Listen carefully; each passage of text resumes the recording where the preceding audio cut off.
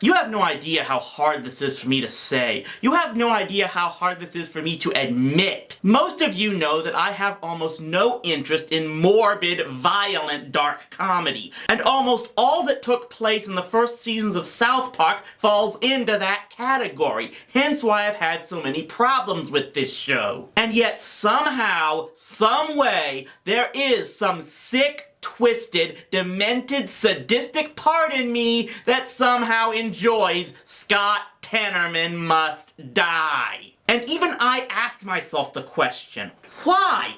Why does this episode become the one exception to my disdain for what early South Park represents? Well, that's what I'm going to try to explain as I dissect this episode. There is one major problem I do have with this episode, and I will get to it as the time comes. So prepare to call me a hypocrite and never respect me again, I suppose. The episode opens at the bus stop with Cartman telling the other kids that he finally got pubes. And then to prove it, he reaches into his pants and... Mwah! Good night, everybody. But no, it turns out he bought them from 9th grader Scott Tenorman. So when Stan and Kyle explain to him that's not how getting pubes works, and he thus got robbed, Cartman doesn't really take it well. I'm gonna get that son of a bitch. So the rest of the first act is spent with Cartman trying to get his money back from Scott. He tries to pose as an IRS agent, and this leads to Scott tricking Eric into giving him another $6 plus change. Then Scott tricks him into keeping the pubes because of a pube fair in Fort Collins where he could sell them for $5 a hair, so Eric actually goes all the way to Fort Collins where not only is there no fair, but Scott actually sends him a package there with...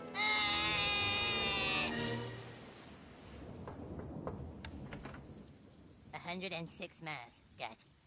I had to ride 106 miles in the back of a pickup truck to get back there. You really went?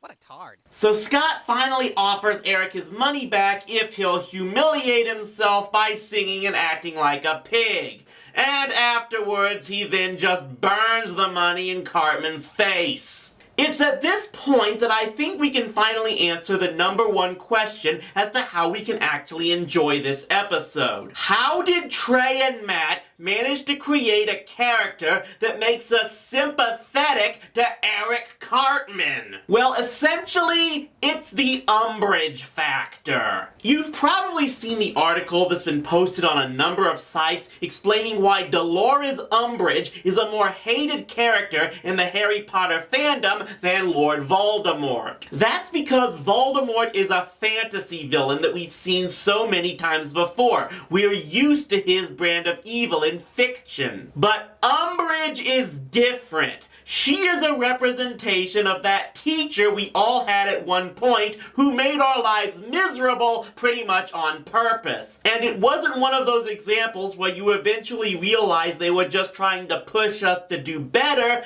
They really came off hating us and taking pleasure in tormenting us.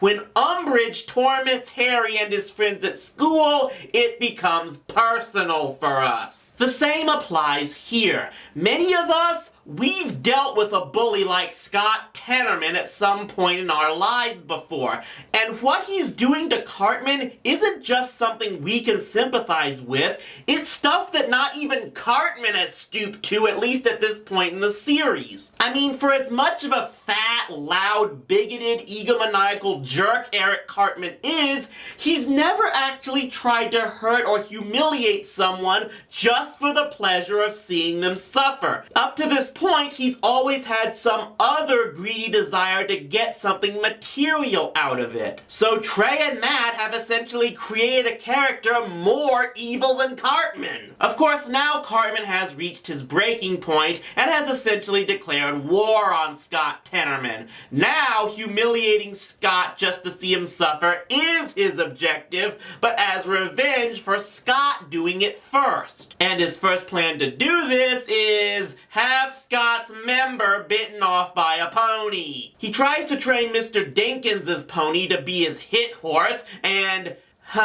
Something tells me this pony isn't going to make for a good breeding stallion. Uncle Jimbo sees this and tells Cartman what he should do is think like a hunter, find out his enemy's weakness and exploit it. So Cartman starts stalking Scott like a peeping Tom and discovers he's a big fan of the band Radiohead. They're doing a big interview on MTV, and they're playing it tonight on a big screen downtown.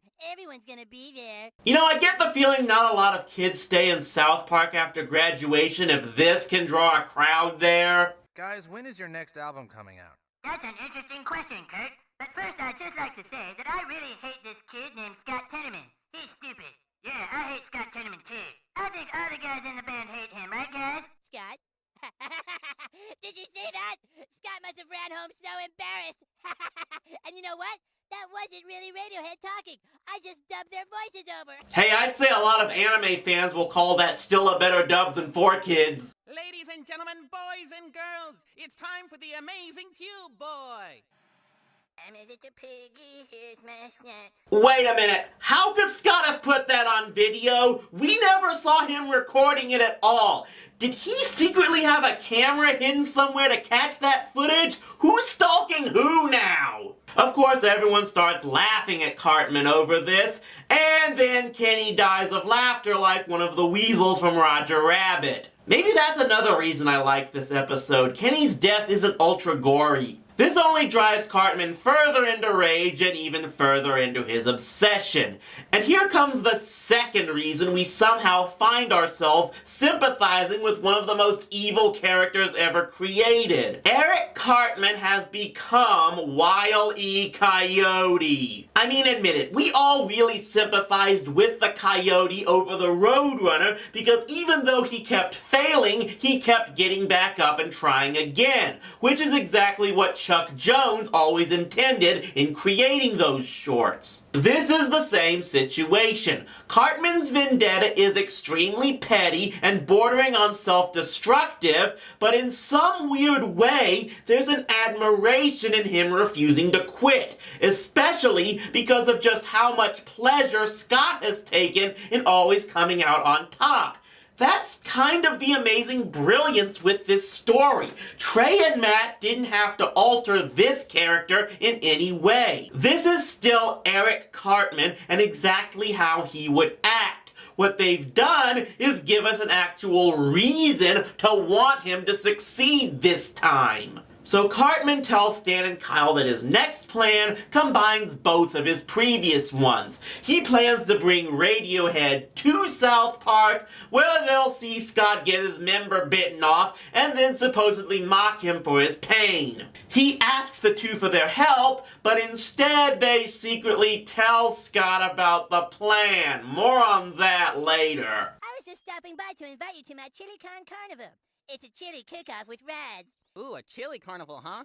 That sounds great. Oh, and here's a coupon good for one free pony ride. So Scott plans to get back by getting his parents to take the pony to an animal shelter while he cooks a batch of chili with the pubes of every teenager in town. The day comes when Eric puts on his whole carnival that even draws Chef to enter his chili in, and Scott insists Eric try his chili while he tries Eric's. And yeah, here it comes. I'm glad you like it so much, because now that you're almost finished, I have something to tell you. What? You mean about how you put pubes in your chili? What? Yes, I'm afraid this isn't your chili, Scott. I switched it with Chef's. I assumed that they would tell you that I had trained Denkin's pony to bite off your wiener. I'm afraid that when Mr. Denkin spotted them on his property, he shot and killed both your parents. I came just in time to see Mr. Dinkins giving his report to Officer Barbrady.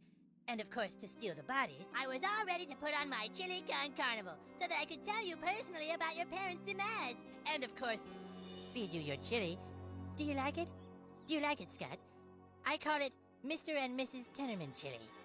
Okay, here's the real issue I have with this plot twist. Cartman's whole master plan never would have come to fruition if Stan and Kyle hadn't told Scott about what they thought the plan was, which Cartman correctly guessed they would do. But why would Stan and Kyle do that? I mean, up to that point, they'd only sat back and watched Eric's plans fail. Why would they actively try to ensure this one would fail? It's not like it was absolutely necessary. Scott clearly knew every time Eric knocked on his door that he was up to something. So I'm pretty sure Scott would have spiked his chili like that without the advance warning, but he wouldn't have sent his parents after the pony had Stan and Kyle not told him it was Jenkins' pony. He probably just would have avoided the pony altogether. The point is, it took Stan and Kyle acting out of character in directly trying to help Cartman get humiliated for this plot to come to fruition, when they'd never before done anything directly to Cartman for the sole purpose of humiliating him. Yeah, they pretty much became the dicks in this episode. That aside, the mere existence of the plot twist is what pretty much makes this episode. It shows that for all their foibles and too much dedication to juvenile humor, Trey and Matt can create some brilliant writing. I mean, no one could have seen this coming when they first watched it. Cartman fooled every single person, including us, to reveal just how much his anger and bitterness could drive him to actually do great things. Terrible, but great. And that's what makes this episode so amazing and disturbing at the same time. Cartman just conspired to have someone's parents murdered and then ground them up into food like Hannibal Lecter to force their son to eat them, and they managed to make us somehow be impressed with it. We shouldn't approve of this in any way, shape, or form, and surely would not in the real world. But in some way, the sheer brilliance to have manipulated so many people in order to finally come out on top in his war with Scott Tenorman, you just can't help but be amazed at it. In this one episode, Cartman went from annoying little asshole to maybe the greatest evil mastermind the world has ever seen. Oh, let me taste your tears, Scott. Your tears are so yummy and sweet. Dude, I think it might be best for us to never piss Cartman off again. Good call. Oh, the tears of unfathomable sadness. Yummy. Yummy, you guys. That's all, folks. And now that this is over with, I think I need to go into another room somewhere and just hit myself repeatedly, calling me a horrible person for liking this. See you guys next time!